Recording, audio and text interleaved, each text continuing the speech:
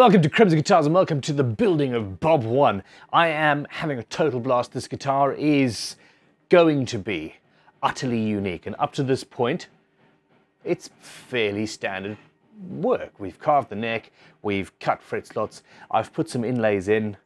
That was a bit fun. The headstock looks a little bit different, but you know, it's roughly guitar shaped. Roughly.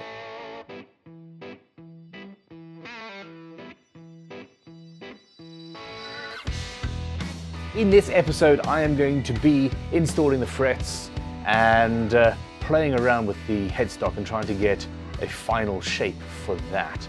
And well, that's it really. Fretwork, headstock work. Do not forget, if you are watching this live as we're putting these videos out, you can win this guitar. There's a huge Black Friday sale on at crimsonguitars.com.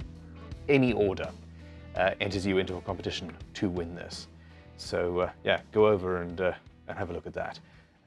Many of the tools and jigs and things that I'm using here are on there. Now, that being said, you'll remember that when I was using my hand plane to put the radius in, I thought I was going for about a 12 to a 16 inch, etc., etc. It turns out that my default setting is to plane in a 12-inch radius, which is weird.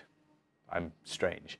But it does make this next stage easier. I've got some 12-inch radius blocks available at crimsonguitars.com, and I'm going to use those to fine sand the fretboard. It's still fairly rough from that last process.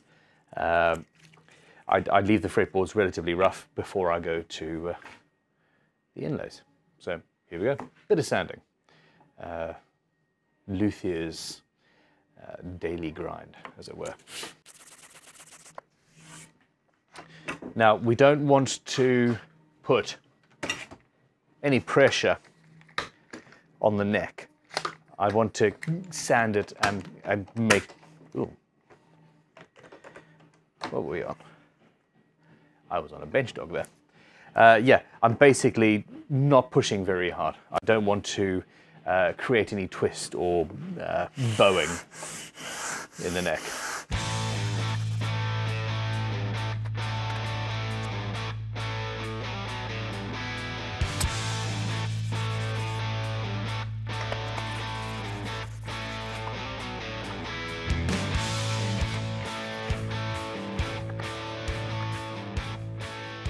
Some of the fret slots have glue in them. Let's get rid of that. The fretboard is clean, the slots are relatively empty, but, well, it's time to fret this neck. Now, you are going to need a fret slotting saw because we need to double check that the depth is absolutely right.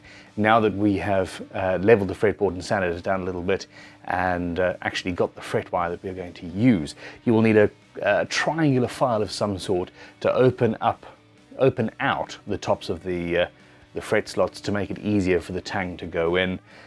Fret end cutter and a fretting hammer and some super glue, all of which we do at Crimson Guitars, apart from the triangular file because we've dropped the ball there somehow.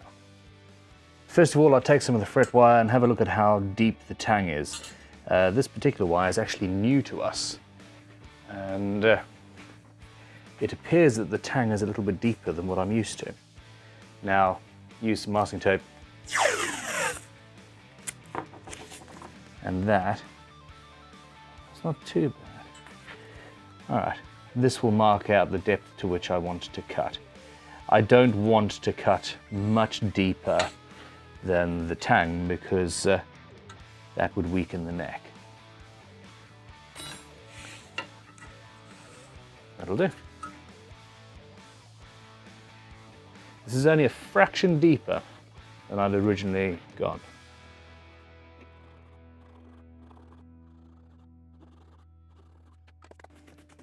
Get all the dust out prior to putting some more dust in. Tiny 3-corner file, and I'm just knocking the top edge of each fret slot. Just chamfering it a little bit. It creates a nice V-shaped groove that sort of feeds the fret wire into the fret slot. It's very easy to slip at this stage and put a nice groove into your fretboard. Don't do that.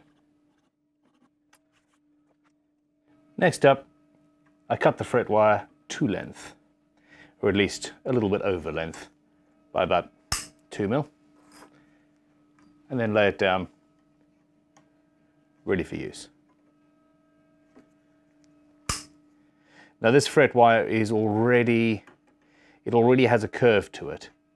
At this stage, if you're buying straight bars of wire, you need to use a fret bending jig to put a radius into it. At this stage, we have, well, it's just the simple process of installing the frets. I don't like sticking frets up in a row in people drill holes in a chunk of wood, and that just it annoys me. It only takes one slip to stab yourself with a fret, and then you've got an infection. Yeah, I'm going to put this block underneath wherever I'm hammering, because I'm hammering into a partially carved neck, i.e. it's not carved from this side down. Anyway, limited edition crimson dead blow hammer. The fret is already pre-curved, and well, just beat them in, really, or hit them with delicacy and precision.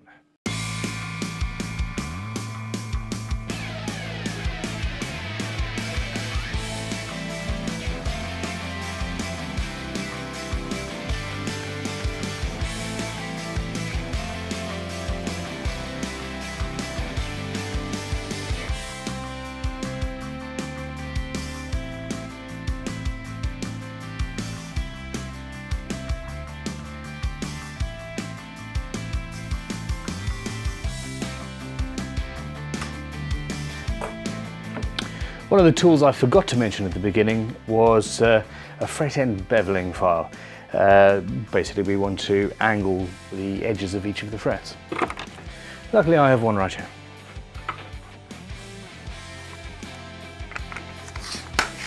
It's always good to clamp it down.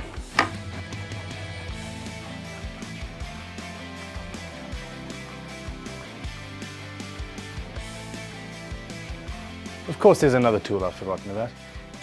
Fretwork, it's one of those things. And that is a leveling beam, or a fret leveling file, I suppose. The ends where we use the fret end cutter, it cuts them flush, but there's still, it's not absolutely perfectly flat. So you just hit square onto the edge of the fretboard with a leveling beam or a leveling file.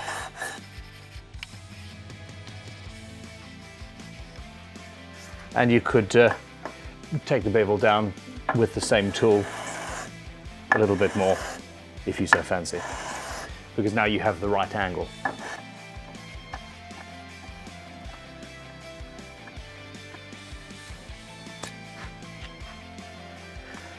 There we go, fretted. All right, now what I have not mentioned or done yet is, why did I want the super glue? Wow, there's really very little gap in the ends of this board. Hold on, let's clamp this up, vice it up. So for most of these frets, there's a minuscule, if any, gap. And I'm going to just wick some thin super glue into that gap, just to fill any slots that are there. Super glue is one of the most used things in our workshop. Mini repairs through to, well, all sorts.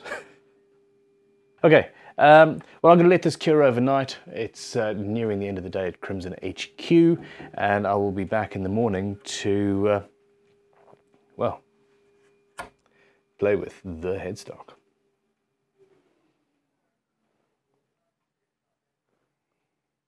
Fun times. All right, piece of flame maple, flame sycamore.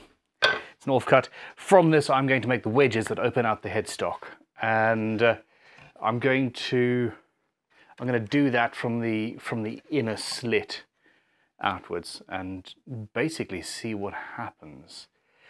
Okay, now, first we sand it down. This is problematic, really, because we have some slits, and I do want that to be relatively nice inside. Sandpaper, scraper, that one's too thick. There we go. So, well.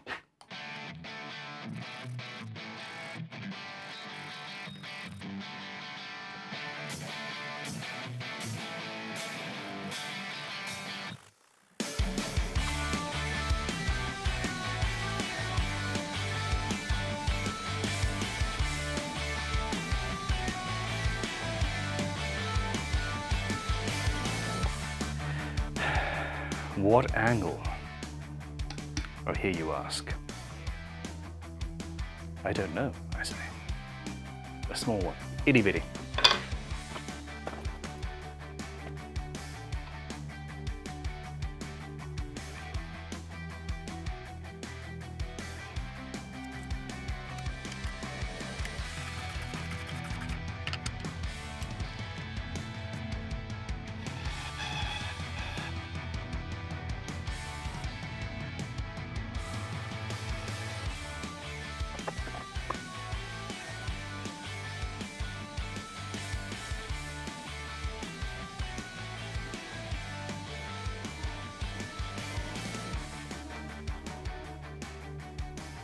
That can go a lot further in.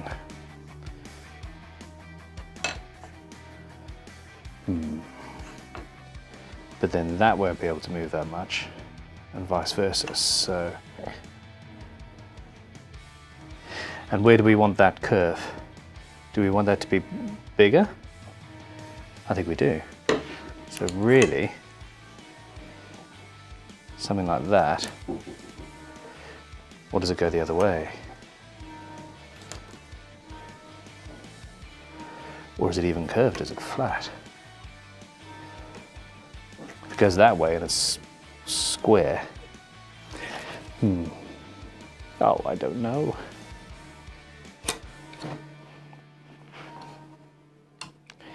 See it? Oh my gosh. There we go. This is what I'm dealing with. Idiocy. Okay.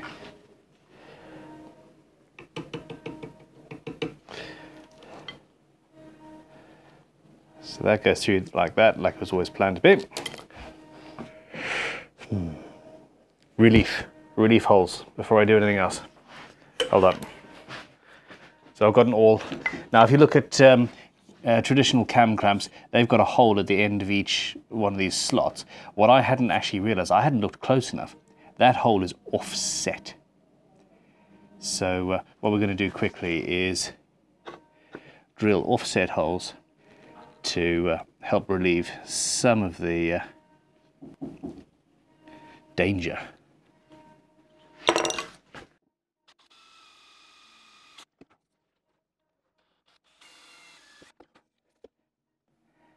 That short grain there is now much shorter. I don't know if this is going to help or just destroy the whole thing much faster.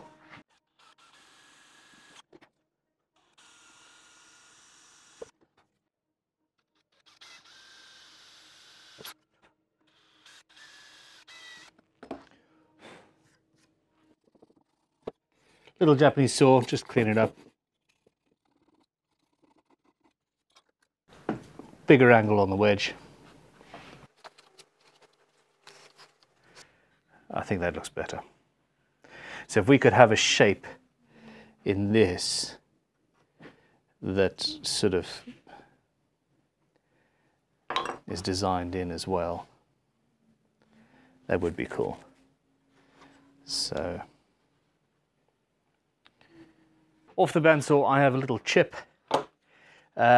which has got one side that is planed nice and flat, and planing the other side would be an absolute nightmare if it wasn't for the masking tape and super glue trick. So I'll put masking tape on the bench, masking tape on the chip of wood, a little bit of super glue on one side, accelerator on the other, and that basically acts as a double-sided tape, but with none of the drawbacks thereof. The wood is now hanging off the edge of my bench. Rough plane.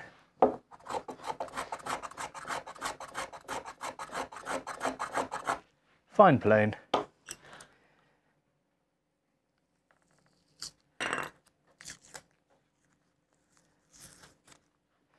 Perfect piece, no detritus, no mess, no fuss. And what I'm doing is sort of playing with what I can actually put in here. It needs to be thin. Basically, once I get to this stage, the second I put a piece in there, each glue area is actually curved. So I could potentially either make curves and then clamp it down, or just have small sections.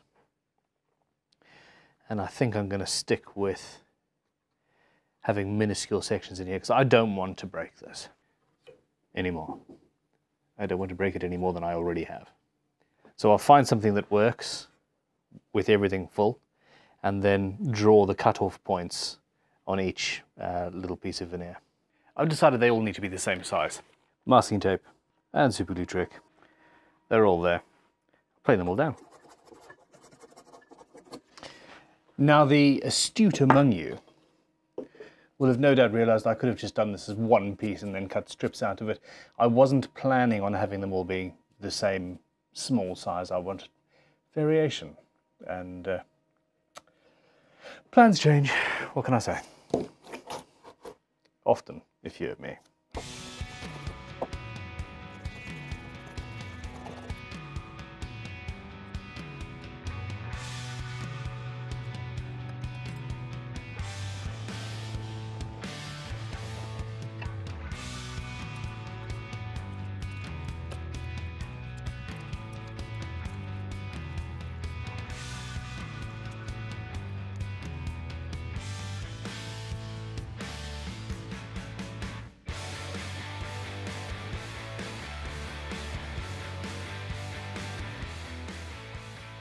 And here's what I have planned.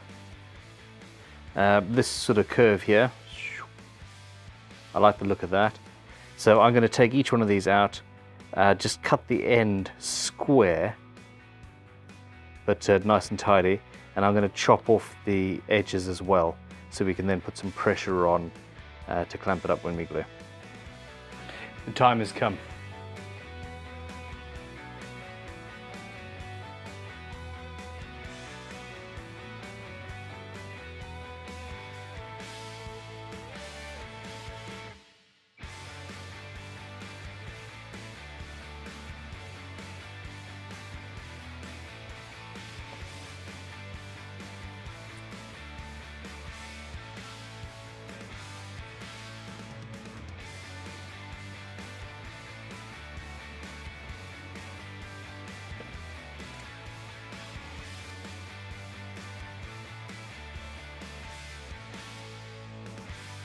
Let's see. These were very, very lightly clamped. Fairly solid. Okay. Nothing else cracked. Does need tidying up. I like the feathering effect here. The plan is I will have each of those line up. I'm not sure. So I could either keep a sort of random feathered look or even carve in some sort of a headstock shape here. I like this, how square everything is. I like that. I do like that. Well, for now, this is where we're at. I'm absolutely loving this headstock. I'm going to do some finishing and finagling and stuff later.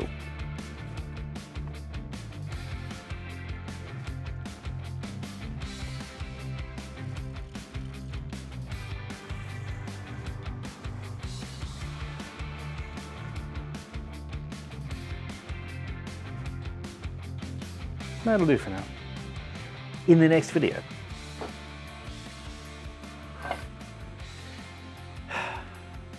I'm going to bandsaw into the body. Multiple cuts, much potential for utter disaster. I don't know why that amuses me so much. Anyway, do not forget, click like and subscribe. This video series is but one of many that we have filmed and many more that are coming. I will be doing, well, all sorts moving forward. And currently, if you're watching this video as we put it out live, there is a competition going on in which you can win this instrument. Go to crimsonguitars.com, check it out. So I'm going to be filming the next video next. And I'm ever so slightly